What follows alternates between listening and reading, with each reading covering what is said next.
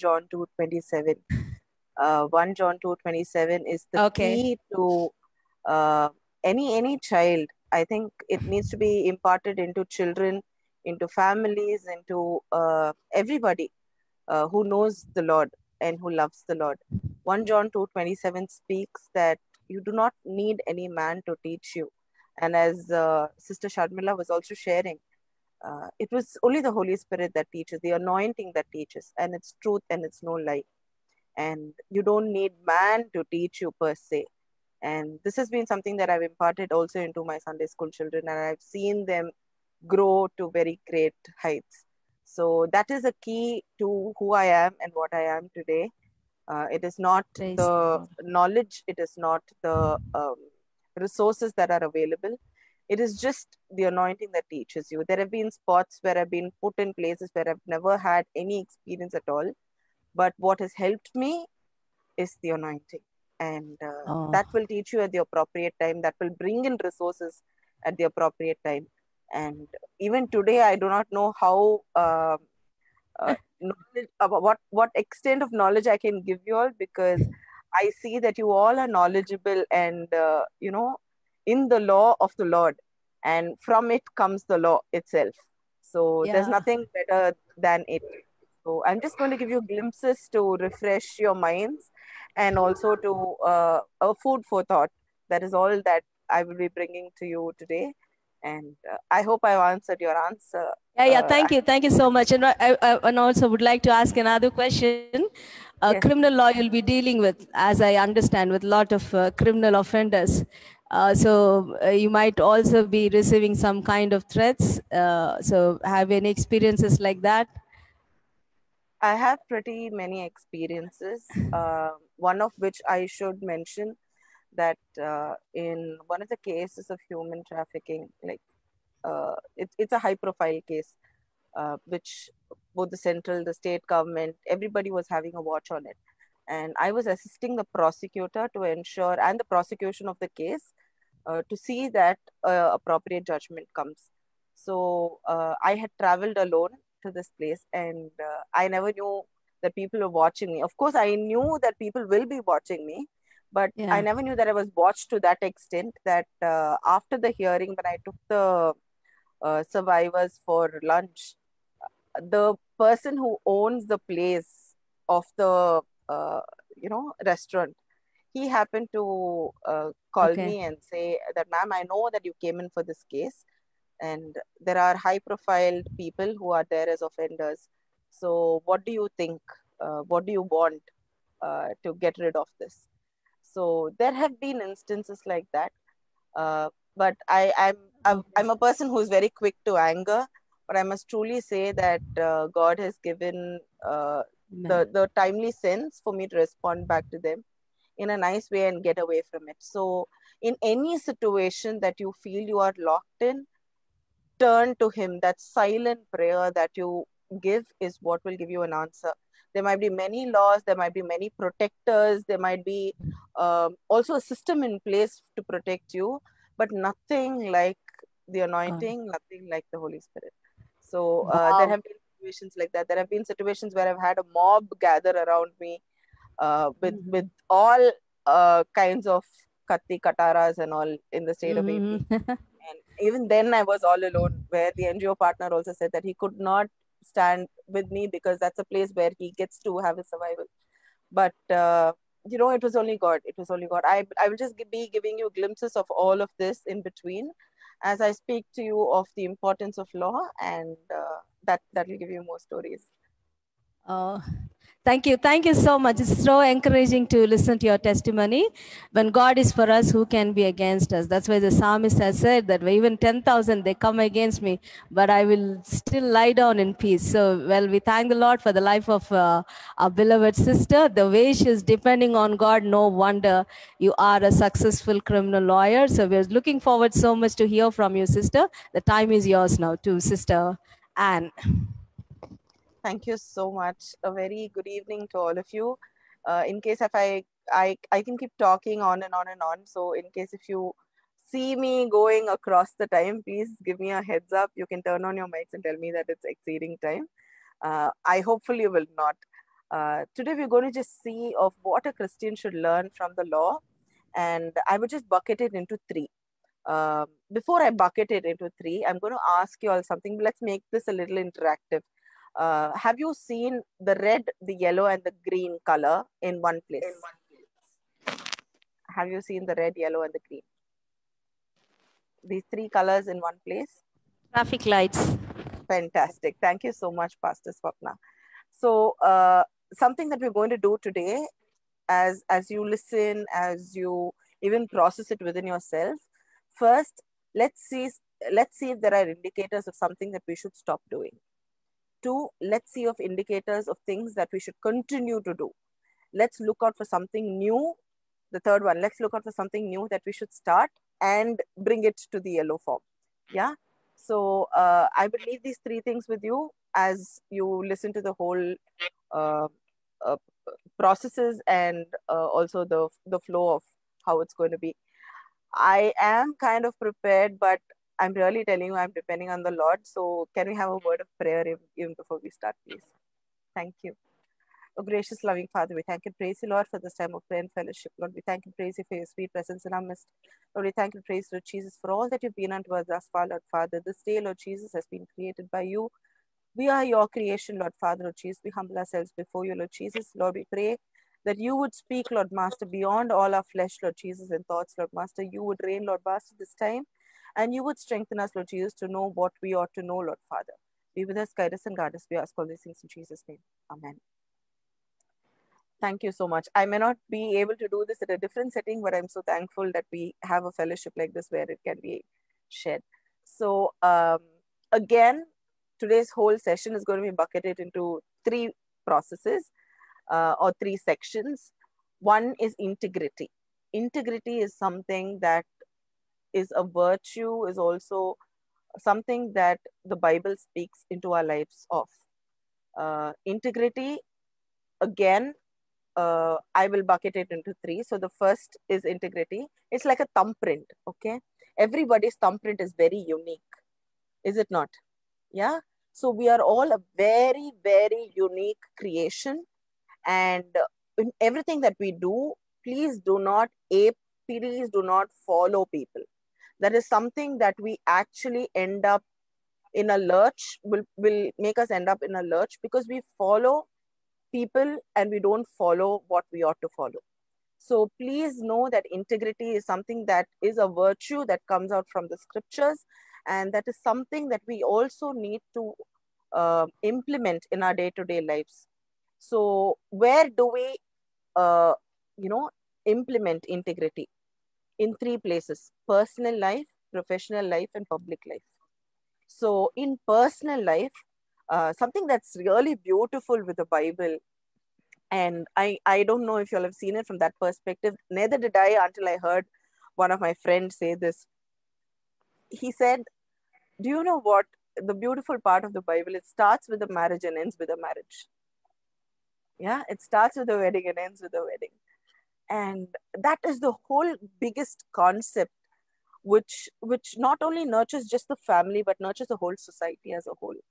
So please remember that marital relationship, marriage, is something that is very, very close to the heart of God.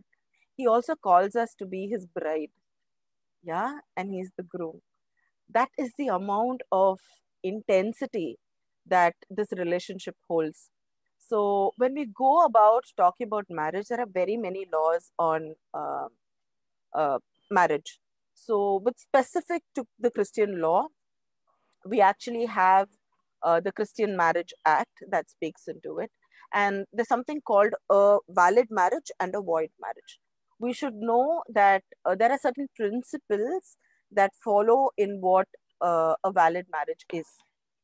Okay. So, in case if you'll have any questions in between, please feel free to open your mics and let me know. Yeah. So, yeah. So, Christian marriages are governed by the Indian Christian Marriage Act in India. And something that you should know that it's also like a general knowledge that the state of Travancore, that is Cochin, Manipur, and Jammu and Kashmir, this act does not apply. Okay. And as you all know, marriages should happen in the presence of a minister. And then there is registration that's become compulsory in the recent past. Previously, it only used to be the certificate that the uh, is something that the church gives, but now we will have to get it registered in the registrar's office. Okay, something that you all should be knowing. And something that really awakens my mind, and also something that everybody should know, is that even the law of the land looks to bring families together, unite families together, not to break families. Even the scripture says that only the grievance of God's heart he separates. It is not something that God loves at all. Just imagine the life of Hosea is something that always comes up in my mind. How could God even put a person into a life where he's undergoing a lot of trauma? God has something to teach us through it. There are two ways to look at it. One, if it was a wrongful choice, it was not a choice of God. But if it was a choice of God, there is something to learn out of it. There is something for us to get out of it. So please, as a Christian community, I would urge you to nurture families and communicate to the families of the purpose of a marriage. Because in a marriage, it's the families that unite, it's the children that who are there, it is also the adults who are there. So is this is what constitutes a society. Inside a house and outside, it's the number of families that make the society. So if you see the number of crimes that are happening outside, that equals to what is happening on the inside of a family. So as a church, if we are not going to preach on what and how a marital family or a relationship should be, I think we're missing out on it. And as Sunday school teachers, I would urge you to speak to your children, even if they are small. Now they're exposed to everything under the sun. Please teach them to pray for their spouses. This is very, very, very important. And what they pray for their spouses, what will manifest in their lives. I can give you an example. So when I got awakened for this is when during the course of, sorry, this will be a mix of a testimony and a session of law. I don't know how this is going to look like, but I urge you to, um, you know, accept it the way how it comes. So in my ninth standard, I was put to take Sunday school. And my pastor had a very strong leading to say that I have to, while I and my parents said that I am still in the verge of learning. So as I started going there, I needed exposure of an input into me. So that was when I started going for youth, which was even beyond my age. And as VBS teachers, as vacation Bible school teachers, as we were sitting, there was one auntie whom I never saw after that. So she just came, and as she was talking to me, she said, "Have you started praying about your spouse?" So that awakened my mind. Okay, it's very important to start praying for your spouses.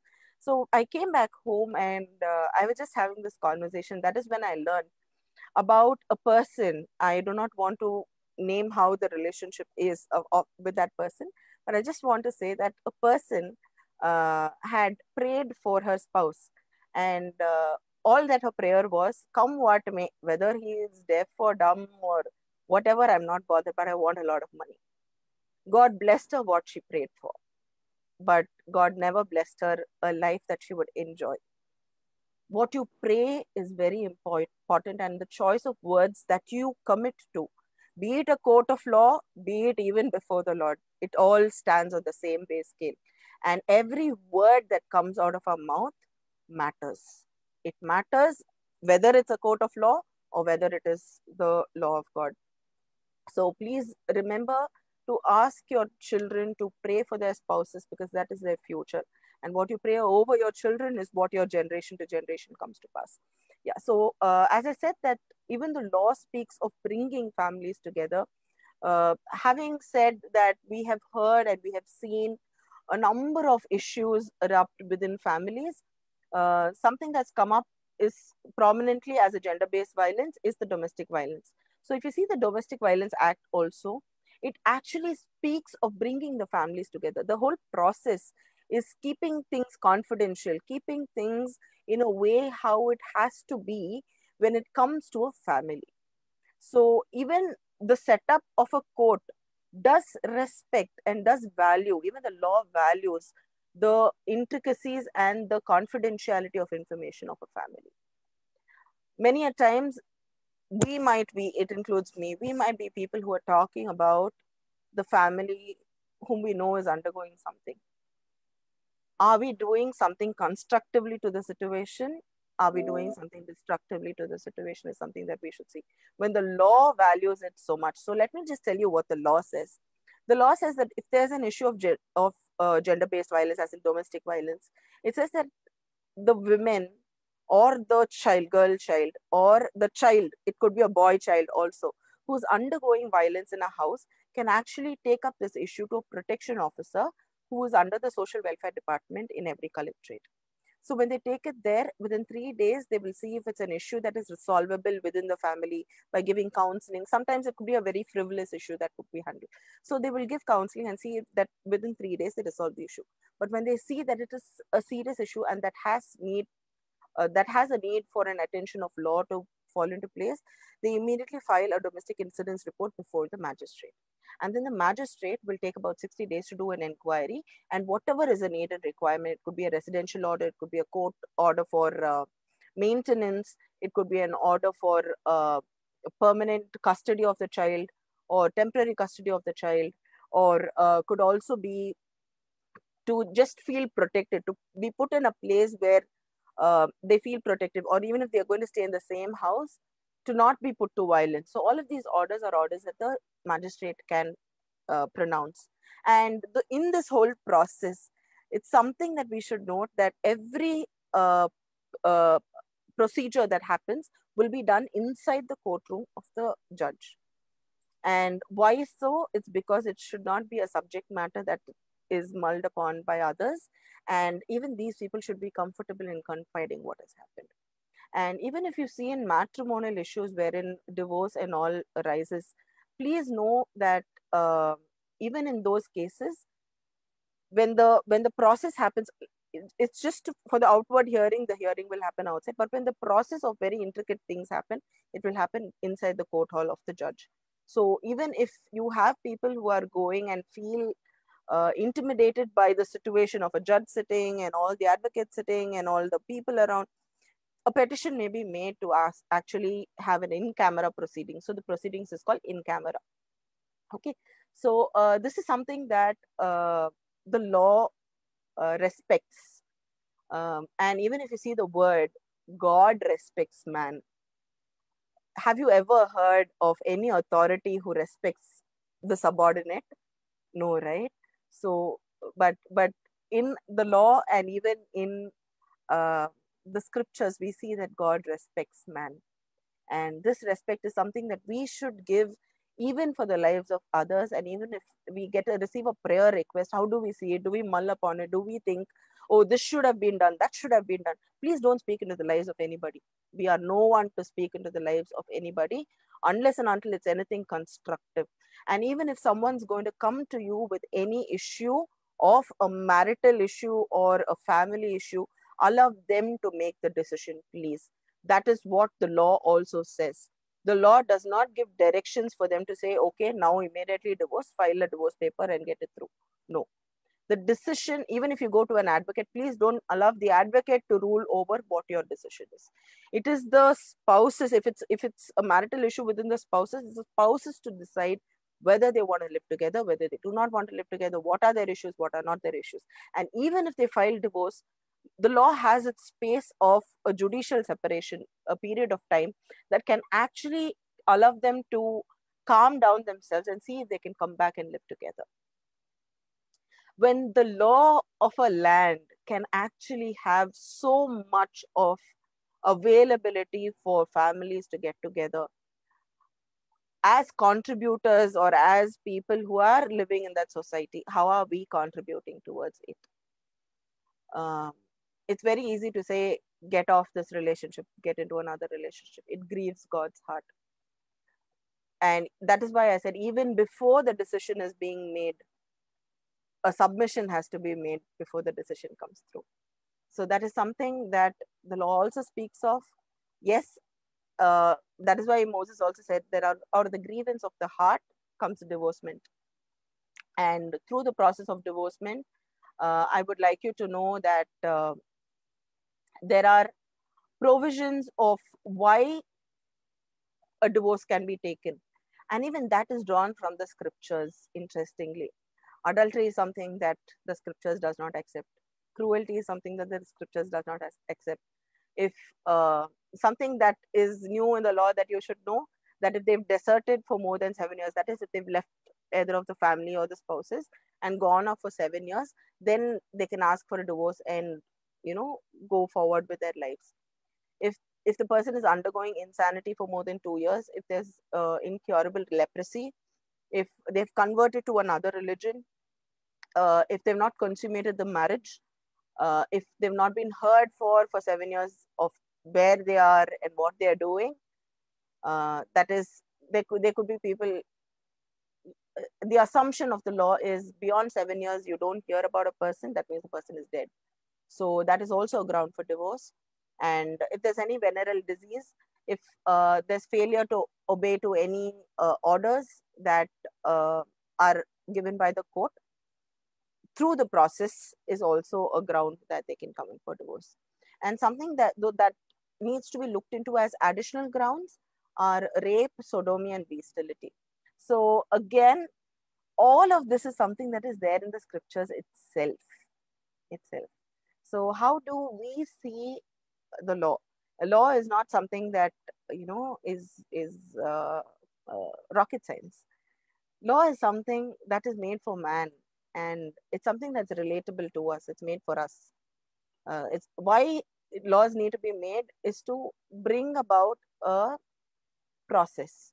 Now, even when you see when Adam and Eve was there was no law, but there was only one request or one command, just to ensure that they do not eat from that tree.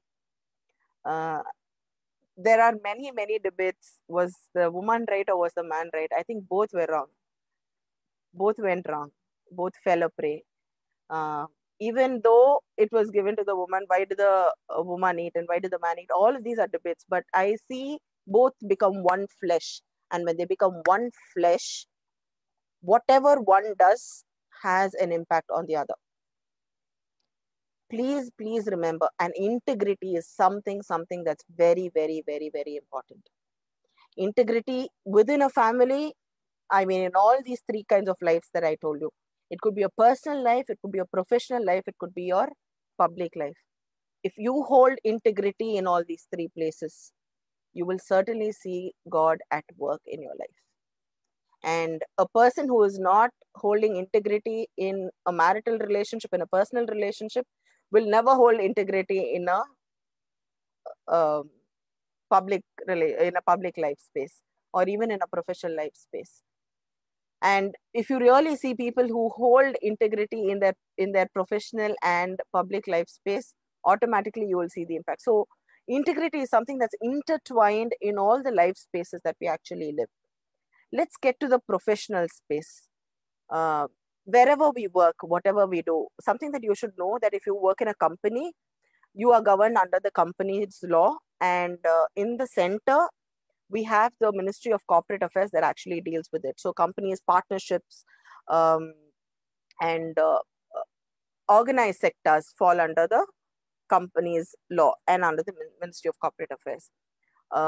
A flip side of it, for the labor side of it, or the working class side of it, or the employee side of it, is the Ministry of Labor. And when you see the Ministry of Labor, they've broken things down for women and children in specific. And something that we should also appreciate of is also the concept of equality. The concept of equality also has drawn out of the scriptures. Yeah. And when God made man and a woman, yes, he made a woman out of the bone of a man, but he says that both are of the same space. But a woman should always understand that a man is always above her. If you do not understand this basic concept, it's going to be really difficult to, process things or manage things or see the purpose of life. The next thing that I'm going to talk is on purpose of life. So before that, let me just tell you that if this concept is not grounded in children, in adolescents, in families, it's going to be really, really, really, really hard. And this is something that has to be understood in the right sense. It does not mean that whatever man does is always right. It is how the woman should relate to the man. It is how as I said, when you say one body, the one body means the impact on either of. So until that understanding comes of what God expects from a marriage or God expects from a relationship, it's going to be really hard to even, that's when you see the ups and downs and the bumps of life. So even when you see people undergo a lot of issues, tell them that whatever is going to be the cruelty or pain to one person is the cruelty or pain to the other person. Sometimes over care, this happens in most of the family cases also that I deal with. For one, it is care and affection. For the other one, it is torture. Yeah. So one out of over care and affection becomes over torture for the other. So you just need to unravel the concepts for them to truly understand where the issue lies, and you will get things together. I think I'm harping more on the first point of integrity. I was speaking on the professional space. So in a professional space, as I said, equality is given for men and women, child also. The reason why even the law looks into special provisions for women, I will also walk you through special provisions in the law of God also that has a correlation. So why special laws for women is because they are looked down upon. And certain other customs and traditions have made it that way. Even if you see in the book of in the book of Esther, it is that you should present yourself before the king in front of everybody only at a particular period of time. But there is favor when the understanding is there with the king. Yeah.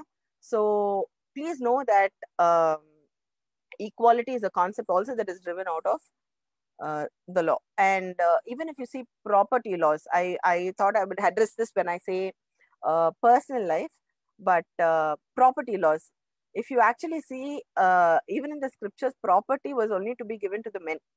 But it's only when Zelophehad's daughters bring it up to Moses, there came a clarity. When there are no sons who are to be heirs, then they found that really that there is something that needs to be addressed. And it was said that it has to be given to women as well. And even here in property laws, there are laws that actually say the Indian Succession Act speaks on it. So if you speak of property laws as far as Christians are concerned, Indian Succession Act is something that you should go to. Something that we should also understand is that as far as the Indian Succession Act is concerned, illegitimate children will actually not get a share. Let me parallel it to the scriptures. If you see the life of Abraham, who was it that actually had issues with succession? Let me hear from someone. I really want to know if you all guys are awake, not awake. There was an issue of succession. Who was born first for Abraham? Isaac and Ishmael. Isaac and Ishmael, right? Ishmael. So Yes. can you call Ishmael an illegitimate son? Legitimate? No. Is he legitimate or illegitimate son? Illegitimate. That's a big question. Born big only of question. consent, right? Let me tell you that the whole concept of legitimacy or illegitimacy falls within the acceptance of the spouses. Now, if you actually see, the legitimacy arises out of the other spouse's consent in giving her into marriage or giving her into relationship. And that is why God stands that right and says that Ishmael's hand will be higher over any clan of a generation, while Isaac will have his own share of the inheritance. Yeah. So when you actually relate it to our practical scenarios of life, it is the same. When the spouses accept and there is a registration towards the marriage, then it becomes legitimate. There are certain relationships out of marriage, and certain times when they come to claim the property, they will not have a portion into the same. So how you define legitimacy has a huge understanding of, one, the registration, two, also because now registrations become compulsory for that very given scenario. Because when the father dies or the mother dies, the legal heir certificate is what will actually carry on to who needs to be given what share of the property. And in case if you all have thoughts of writing property in the names of children, I would urge you not to go in for a will process, that is writing a will. If you write a will, it has to be taken to a court of law, it has to be probated, and that is when it will come into being. Now, during the course of probation, if any Tom, Dick, and Harry comes and says that I have a similar will and this was written in my name, it could be an XYZ. Okay. So if he says that, then it holds on a standstill until the decision is made as to which will is true. And then the probate process happens. So that's a little cumbersome a process.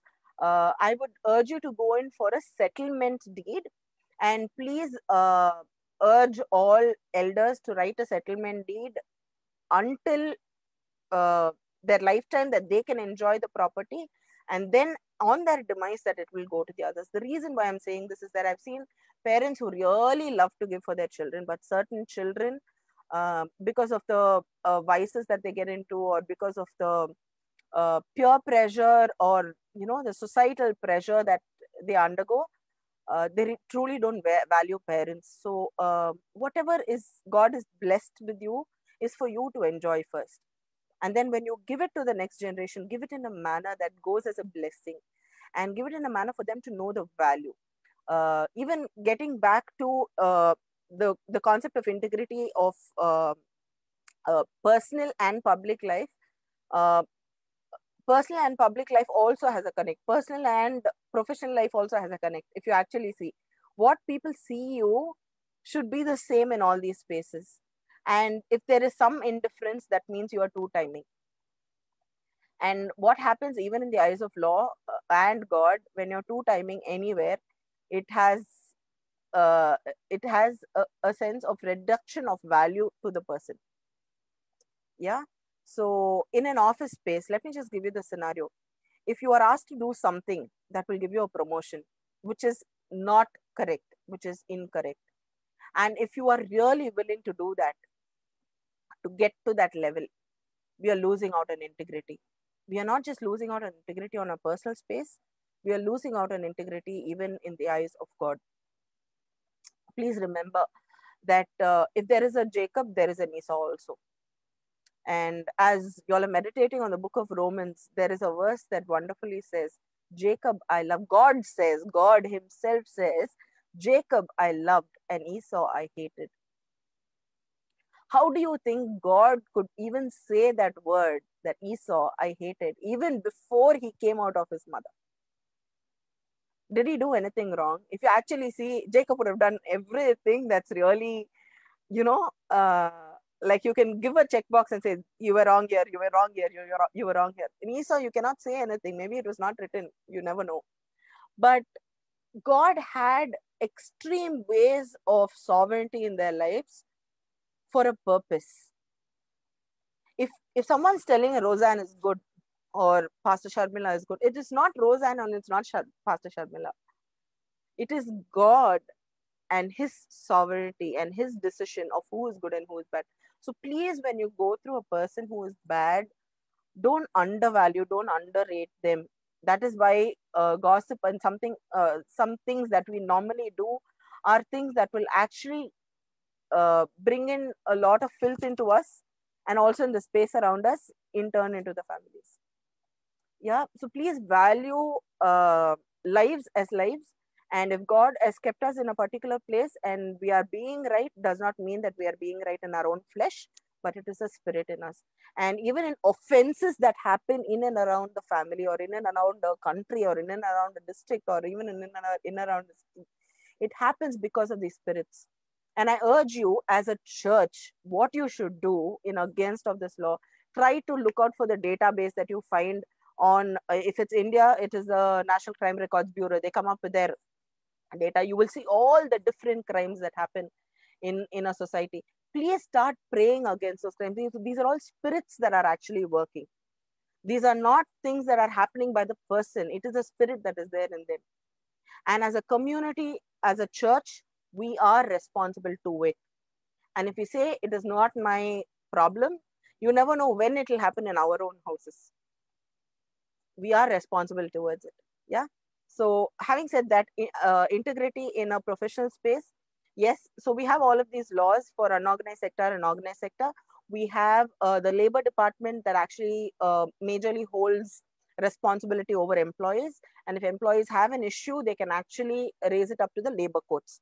Now, if there are issues of payment, if there are issues of promotion, tenure, all of that is something that the labor courts will take in charge of. But in certain situations in a workspace where there could be sexual harassment for a man or a woman, presently the law attracts only for women, but seeing the trend going, there are issues that men are also facing at a workspace. Now, something for you to understand the basics of sexual harassment is pretty simple. Everybody is given us God has given us senses, everybody the senses of understanding what is right and what is wrong.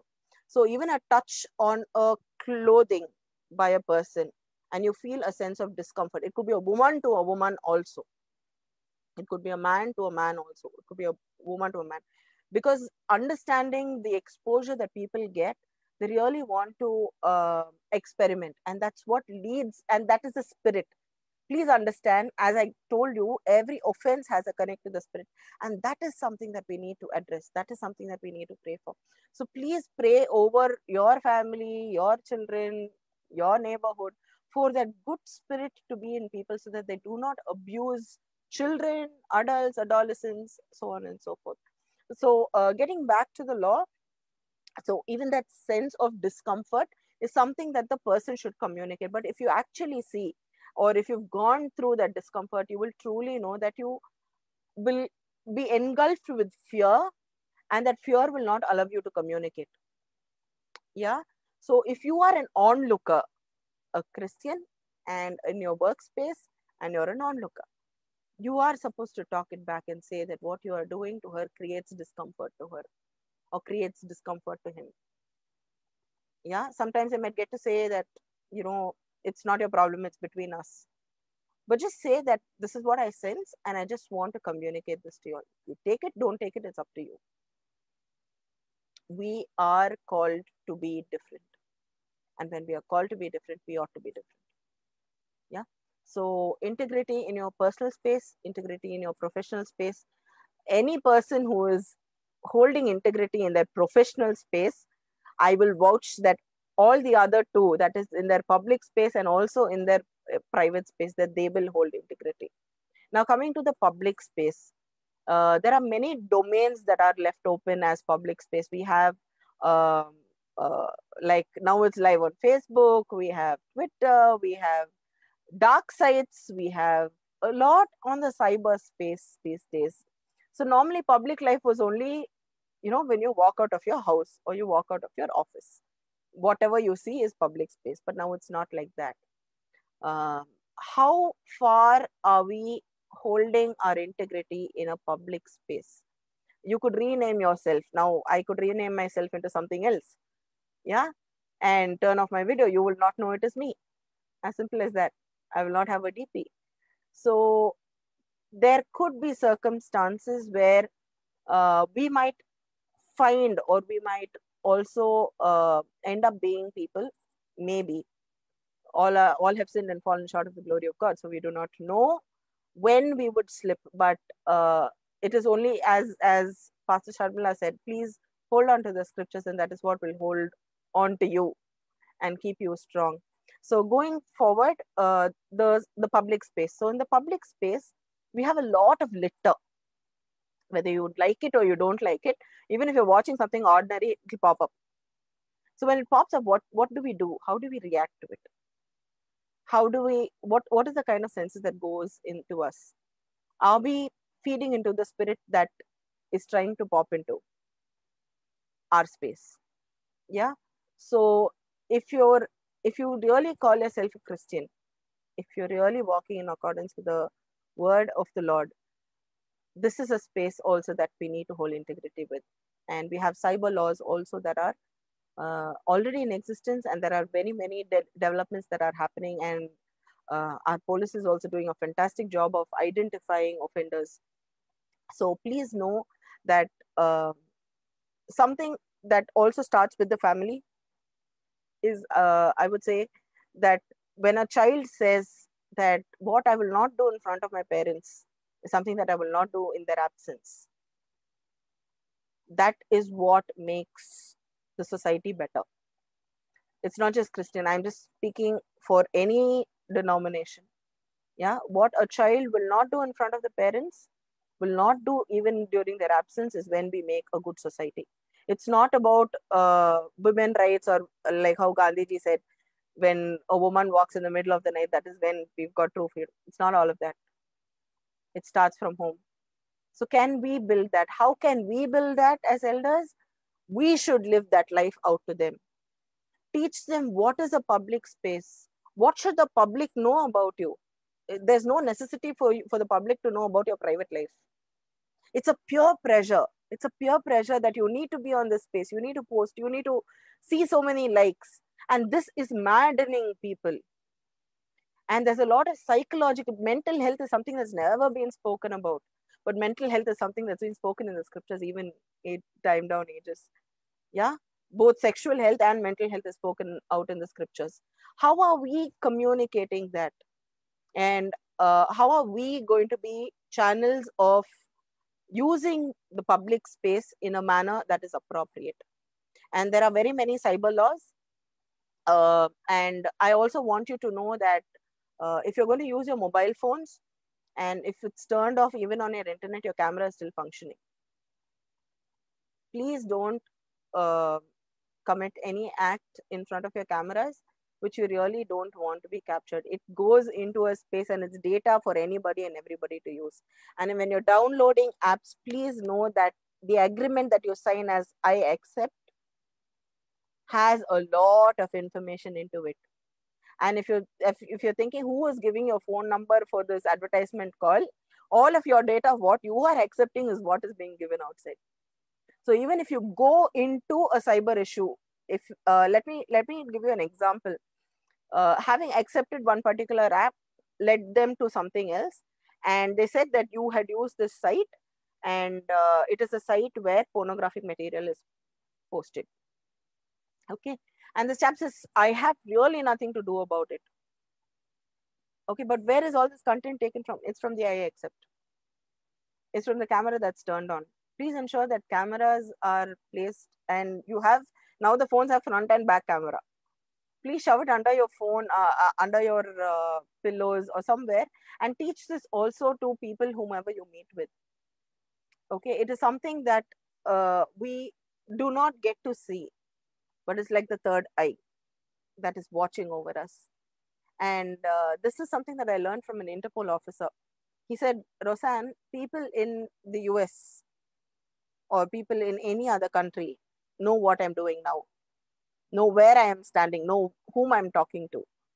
To that level, your privacy is stripped out of you. But we have a God that's so beautiful that even if we are filthy, as a sister had spoken, He has justified us as though nothing happened only. Yeah, that is the beauty of God. Even if certain things of that nature need to be vanished, it is only God who can do it. But please don't take God for granted. We tend to do that. We tend to do a lot and take God for granted. And that is something that grieves His heart. Yeah. And something that's on love with people, with family. Family is a word that's very beautiful. And I recently learned that the word means servant. Okay, it's literally being a servant to each other. Would we ever do that? And that's a question for me also, and I'm learning. There is this kind of love called Chesed, Chesed. So please see, Google search, learn about that kind of love. That love is something that you do not hold anything against the other person. And sometimes when I've tried to execute the Hesed love, and I again Chesed or Hesed. So when I try to execute that love, and again I'm hurt, it puts me back in a space to keep them away. But something that in keeping them away does not withhold the love that I have for them. Yeah, the love that I have for them still holds good, but if they're continuing to do something wrong, it is the wisdom and knowledge to keep them afar off from us, so that we don't hurt our own selves and we don't devalue the temple of God that is within us. Yeah. So please read of Hesed love. That's a very beautiful topic to speak on. And in any relationship, if you have this unconditional love, and that is what God expects from us, and it's very difficult to walk through that love. I'm giving you a heads up now itself, because processing that and working through that is really difficult. So this is about integrity in private space, public space, professional space, and public space. So this is what God expects from us, and we have laws that actually protects us from all of these from all of these offenses that could happen, and a misuse of law could also happen. So when there is a dispute in a matrimonial home, there could be a possibility that you tend to go to a police station. What will the police station do? They will immediately lodge an FIR. Do you think that the families will get together? They will not. So please avoid going to a police station on the first place. Please try using the Domestic Violence Act. Please try using spaces uh, and update yourself on the cyberspace, and ensure that we know the basics of the cyber law and how confidential we should be in providing information. There has been one person who recently got caught in a case where his friend said, I just want to transact money. Okay. So he gave his account number and the money got transacted. Years later, there comes up an issue of threat against women, uh, of telling that their videos and all will be uploaded on websites. So then they say that the transaction happened in this account, whereas this person is not there in that area. He only wanted to help his friend do a transaction. So please be very careful when you give out your personal information on any space. Could be a very good friend, could be a very good family friend also, or even your family. Please, even if they are going to share their bank information just for a transaction or something, be assured of what money is being transacted inside out. Any kind of issue that crops up later, and then they find transactions from different other accounts who are offenders into this account, you are also taken to be an offender. And that is very, very important for us to be vigilant. Vigilance is something that is also something that I would like to share with you. It is also there in the scriptures. God says, be wise as a serpent and harmless as a dove. So I had this snake catcher who was my client. So I asked him, what is so wonderful in the snake that God says, be wise as a serpent? And serpent is something that everybody, I don't know, some people might like, but I truly do not like. So what is there in the serpent? So he said, ma'am, if you actually see the serpent get into its house, okay, I'm making it in very simple terms, into the space where it lives, it will put its head inside and immediately pop its head out and pull its body into the hole. Yeah. So God wants us to be wise and vigilant as a serpent, but not harm others. They could have harmed us, but are we returning in harm? We do not have chesed love. It's better to stay away from people. It is better to love them, keeping them away, rather than being together and ending up in unnecessary hurt. And even in civil suits, when it rises against like family to family, like brothers to brothers, sisters to brothers, all of this, they actually have that love inside them. If you actually bring them together, the kind of joy and love that erupts within them will be so beautiful to see. But the hurt that has gone through words, through actions of another person, keeps them away. And it is very true that there is no closer brother, no closer kin than Christ himself. And that is something that we need to understand. And even in the process, it is only going to be individuals who are going to stand before him. We're not going to stand as a family. Yeah. So we need to ensure that we contain ourselves in a way how God wants us to walk. Now, having spoken about integrity, the next thing that I would like to share with you is peace in purpose. Any issue, whether it's within the family on a family dispute of property, or be it a dispute of say some criminal offense that is happening, there was a bike accident that happened, or there was uh, some kind of a conspiracy against you. Learn to choose your battles. If there is peace in the purpose, go for it. If there is something that will disturb your peace, stay away from it. Before you choose your battles, this would be my humble request. Let me unfurl to you why I say peace in purpose. The whole court procedure is something that I'm going to unfurl to you and say that when a problem happens, as far as we are concerned, let us just speak out the facts alone. Not our assumptions, not our presumptions. That's never going to help us through any process. Fact is something that has to be spoken. And let's be people who communicate fact. Second, evidence. So when the fact has happened, there should be evidence of people in and around.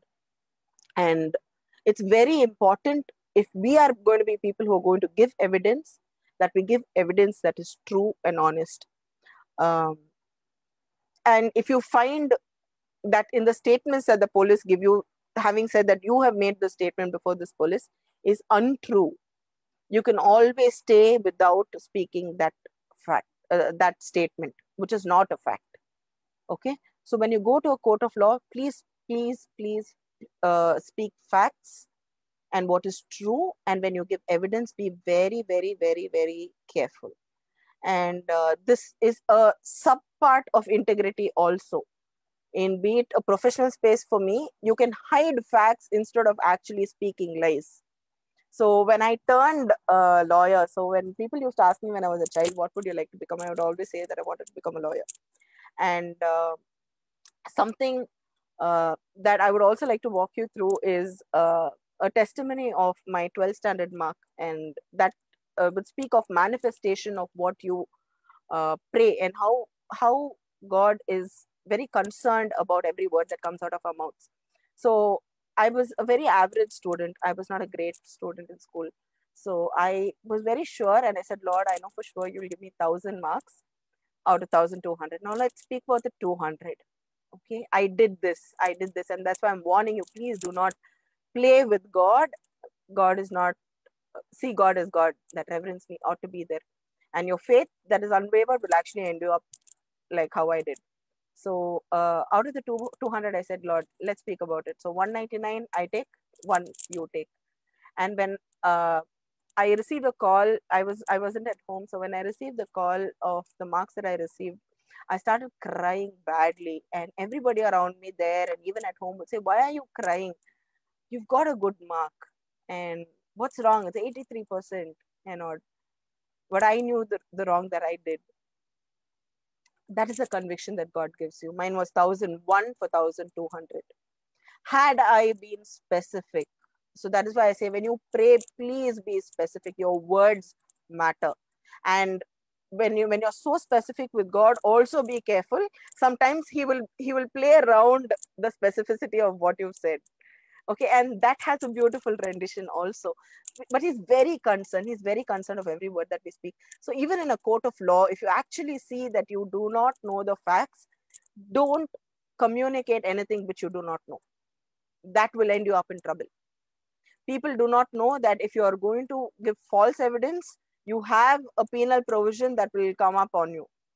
Yeah, so please be very careful in ensuring that you communicate facts. And yeah, going on to evidence, there are two kinds of evidences. One, if you see from the side of a prosecutor, that is the state that lodges the case against the defender, the person who has committed the offense.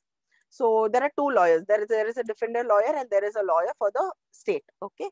So the state lawyer is called the prosecutor. The lawyer for the offender is called the defense lawyer. Okay. So now in normal general principles of law, something that you should know is that the prosecutor should prove beyond reasonable doubt that the offender has committed the offense. Why has this erupted is because that no one should be found guilty unless and until there's proper evidence against the offender. Okay. So same is the case with our scriptures also. I hope you all can relate to it. But in certain cases, it's a little different. Certain cases of, say, child sexual abuses, certain cases of women being exploited, certain cases of immoral trafficking prevention. In all of these cases, the evidence part is a little different. It is not required that the prosecutor should prove beyond reasonable doubt, but the offender should prove beyond reasonable doubt that he did not commit the offense. It is a flip side. Okay. So even when you see the parlance of God, let me just give you this life experience.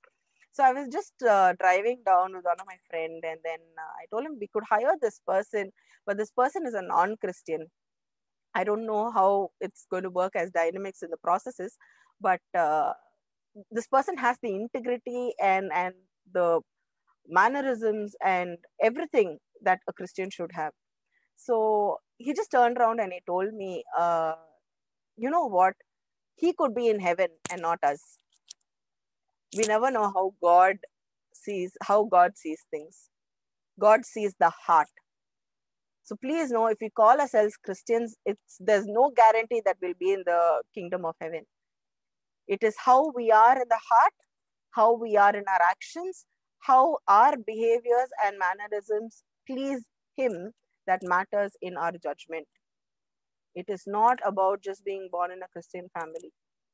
Please. So the whole presumption, the whole evidence part changes, like how this incident was shared with me. I mean, the incident that I shared with you. So the law also flips the presumption part for cases to give the benefit to the victim. Now, why is this so? For you all to give to have a deeper understanding, just imagine yourselves going to a railway station, buying a ticket, and you put it into your bag, and then you walk towards the train. It's an open ticket. Okay. So you walk towards the train, and as you get into the train, the whole bag is being robbed from you, and you do not know that it fell or it got robbed.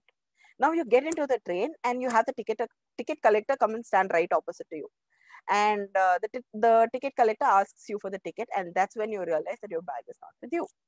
Your bag has your mobile phone, your bag has your purse, your bag has the ticket and everything in it. Now, how would you justify your stance before this ticket collector to say that you have been robbed? The train is moving. You really can't do anything, right? Many a times, even in Christian life and also in the court of law, in issues like this, a child cannot speak out and say that an offense happened to it, or establish beyond reasonable doubt and have proof for what has happened. So that is why the law has seen the side of a victim and flipped the evidence part of it for a presumption and the benefit to the victim. And beautifully, that is how even the scripture sees. It justifies all our mistakes. When even if it's a mistake, it justifies us. And if we are a victim, he is the one who ensures that the process is through. So when I said pick your battles, please know that certain battles can be just left and gone, and God will take care of those battles. Not every small thing should be taken to a court of law. Court of law is something that is required for certain things. And when everything is taken to a court of law, what happens is that everything gets exposed. Yes, there is confidentiality of information of certain things, but not of everything. So please know the process and what will be the process. It should not create discomfort within the family. Okay, it should not turn to become a curse. So please learn to pick your battles with reference to it. And through the process of trial, I'd like you to know that there will be a chief examination, a cross-examination, and a re-examination. Now, the chief examination, what is the chief examination? Is that, say, person A who actually put the case against person B. So person A will come with his evidences, or people who are going to give evidence for his behalf. So they will come and communicate of what they want to communicate as evidence. Okay. Now, in that is called chief examination, when the person themselves come and testify, the witness comes and testify. Now, there's a process called cross-examination. So the defense lawyer will actually pose questions that triggers or will bring about the lies that the person who's testifying in the chief examination. Okay. So if you've gone to a court of law and been cross-examined, you will know that they will put unscrupulous questions, make you feel uncomfortable, raise their voice, create that discomfort and irritation, create that fear that something that you were told that is true also, you will turn around and say, sorry, that's wrong. And those are more like yes or no questions. So you don't have an explanation that you have to give. Okay, so what happens in cases when even a person who's truly victimized is there in that space is that they will not be able to articulate and add on to what they are saying. Or in that tension, you might understand that the question is different and answer differently. It's like standing in front of a principal, it's standing in front of your boss. What happens when you get to answer? So you think, right? Did they ask this question? Did they ask this not? So that is the amount of tension that happens in a trial. So in case if you have people working with victims, I urge that as a congregation, if you could support them in making the victim feel comfortable to communicate before the court of law, because it's re-traumatizing for a victim of any kind to again speak of the incident that happened years back. So that support system for them. And please pray for people who are working amongst people who are victims, because that is something, as I said, the whole dominance of spirits is what we are living around in. And that is why the word says that we are not conformed to the patterns of the world. Yeah. So please know that wherever you can, someone's mic is open. Okay. Wherever you can help victims regain their sustainability of life, or just support them in your prayers, it is something that really matters in the eyes of God. And also you are adding value to the life of another person who really needs that support. Yeah. So a cross-examination happens, and there could be instances of a re-examination also. And in case if you are the one who's going and lodging a complaint in a police station and that eventually becomes a case, please check if all the documents that you have given to the police are documents that have gone to the court of law when the final report is filed. Normally it's the word that's called that the word that is used is called charge sheet. Okay. So it is the final report that goes to the court of law, and that is the report that the judge sees. Imagine you yourself to be a judge, and if that record is not there in front of you, whatever is available and whatever is said is what you will believe. Right? And it's only on that basis that the judge will pronounce the judgment. So please ensure that all the documents that you have filed or the other person has filed is there on the court's record. It might be in the police station, but not in the court's record. If it does not come on the court's record, you can make a petition asking for this record to be called for, if it's a government office, if this record is from an official space, or if it is something that you need to submit, maybe make a petition and say that this is a record that I had given at the police station, but it is not found in the charge sheet. Yeah. So please ensure that the records are there. And whatever the judge pronounces, whether it's in our favor or not in our favor, is a judgment. So this is a hard truth and it has to be taken. There are options to go for an appeal in case if we are aggrieved of the judgment that's being passed. But something also with the judgment, you can analyze the judgment and say that this in the judgment was not found, this in the judgment is found. Analyzing is fine, but you cannot be a true critic to a judgment.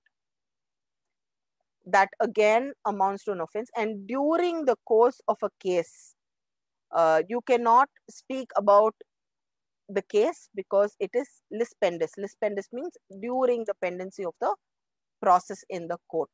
No matter should be spoken of or commented of. So in case if someone's asking you, what do you think about this judgment? Reserve your comments. That is a wisdom that I will give you. Reserve your comments. Please do not make any statements. You never know the intention of the other person. That's why I'm telling you. In case they record it and use it elsewhere, you're caught. And you have people like hawks who keep watching, especially people who are faith-based. Yeah. So please be very vigilant of where you are, what you are communicating, and please know that whatever the judge passes is a judgment.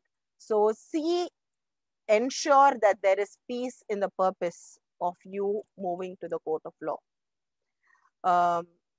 The last thing that I would like to tell you is justice. So what in the word of justice do you find? It is what is true and correct, and it is not a judgment. Please know there's a difference between a judgment and justice. In pursuance of justice, there could be very many things that we could do. But a judgment can be pronounced only by the judge. And God is not just a God of judgment, but is a God of justice. And even if you see the laws of the land, they are towards justice. Whether judgment is given or justice is done is a question. But something that we have in our faith and in an assurance is that justice will be done. So whether it is a right judgment or a wrong judgment does not determine whether justice is being done. Please don't weigh yourselves down. Sometimes judgments may not be in our favor, but be assured that justice will be done when we are right. It may not be immediate, it may not be something that you can see, but I can give you many testimonies to say that beyond all of it is justice. Let me give you a family scenario itself. It was a husband and wife. The husband was a shippy and the wife had been with the mother-in-law. So the mother-in-law was more like mother to her and they had a very good rapport and relationship. So she delivered the baby and she went to her mother's place. And so the sister did not like her to continue living with her spouse. So she did all the kinds of gimmicks in the world that she could. And this girl ultimately filed a suit for divorce. So this guy had not even seen the born baby. Neither was the mother-in-law given the opportunity. And both of them, when they came to me, the next hearing was the judgment. And I said, what can I do now? You already have an advocate. And it's the point that the judgment is to be pronounced. But something that I could sense in my spirit that it is a work of spirits. And I said, if you can pray, ask of the Lord, ask him to break it, things will be different. I tell you, on the day of judgment, I told him, maximum I can do is just come stand beside you, see the process. I will try to see if both of you all can talk to each other. If anything happens, good. Otherwise, I'm sorry, I don't have power or control over this because it's already pending in the court and there are lawyers on both sides and there is a judge who's going to pronounce the judgment. And we went there. I tried to see if I could get the girl talk to him. It did not happen. The matter was passed over for judgment. Passed over means post lunch the judgment. I mean, like post the normal hearing processes. It will be called. The case will be called for. So then I told him, see, I am not able to get that girl through. Why don't you go and approach? So he tried approaching. Also, it did not work. But post lunch, when I came back, both of them were standing together. And this girl was all tears. She said, I do not want to lose my husband. And this is something that I do not want. And you know what? When the case was called for hearing, she went up to the judge and she said that I do not want this to happen. I'm willing to drop the case. And they both got together. It's beyond our powers. It's beyond our powers. And judgment is something that the world can give on anybody and everybody. Everybody is judgmental about anything and everything. But true justice comes from the throne of God. And that is what even the law intends to. And when it goes on appeal, when you establish things, you will see justice come to pass. So please don't get boggled down with just one judgment or an order. That does not determine the truth. That does not determine uh, the end of it. Yeah. So it is a process. It is a process. Please remember these three things that I told you. With law and with God, integrity is something that's prime. Integrity in personal, professional, and public life. And I hope you remember the laws that I spoke in relation to it. Peace and purpose is something that we need to look into. And I've also walked you through the process that a court has for you to pick your battles to see whether really you want to go to a court of law and handle it that way. The last thing that I shared with you is on justice, and justice will certainly come through. And please know that anybody who's telling anything against you is not who you are. It is who the Maker calls you. That is who you are. So wait for justice to come from above, and God can shatter anything and everything at any given point of time. His ways are so mysterious. You don't find a way, that means He's working. He's behind the curtains. Please be assured that God is mindful of each one of us. If He's created each one of us and engraved us in His palm, I think there's nothing more beautiful than it, that we are being watched and looked upon and cared upon. So I hope I have broadly covered bits and pieces of law that would just give you a gist of how to pick your battles and how the processes would be like. I would encourage you to pray against the spirits. There is so much of violence that's happening those days. I would say it's also the culmination of families. When we joined family, it was different. The monitoring systems were different, and all. As we've all become singular families, and no watch over, and everybody's going for work, no time to spend with children. Please know that even with children, the law it's a subject that's very dear to the law, and that is why child welfare committees are set up. That is where that is why we also have different mechanisms to handle children, be it the juvenile justice law. And two things are primary for the law as far as children are concerned. When there is an issue with a child, they will check whether the child is in need of care and protection or the child is in conflict with law. So if the child has committed an offense, the way how that child is treated is also different. So even if you actually go back to even understand why a child commits an offense, though you call it an exposure, it is also what is happening inside the house. So as I started, I will end with it, that the house, the home is all that matters for a society to grow well. And all the offenses have a great connect to the families that we are in. And please don't think if offenses are happening, it's happening elsewhere. It could touch our houses at any given point of time. So we are responsible for our families. We are responsible for our homes. We are responsible for our children, our society, our country, our city. That no scriptures will ever tell you to pray for your country, but our scriptures do. No scripture says that rulers and everybody who are sitting on different positions or thrones are God sent. Whether you might see it to be bad, but you never know the good that is going to happen, or the good that is happening in and through it. Let's see of the positive. Let's see of how God sees it. Let's see of how things unfurl from His throne of grace, and that is what will make us better, and that will certainly make us a better society.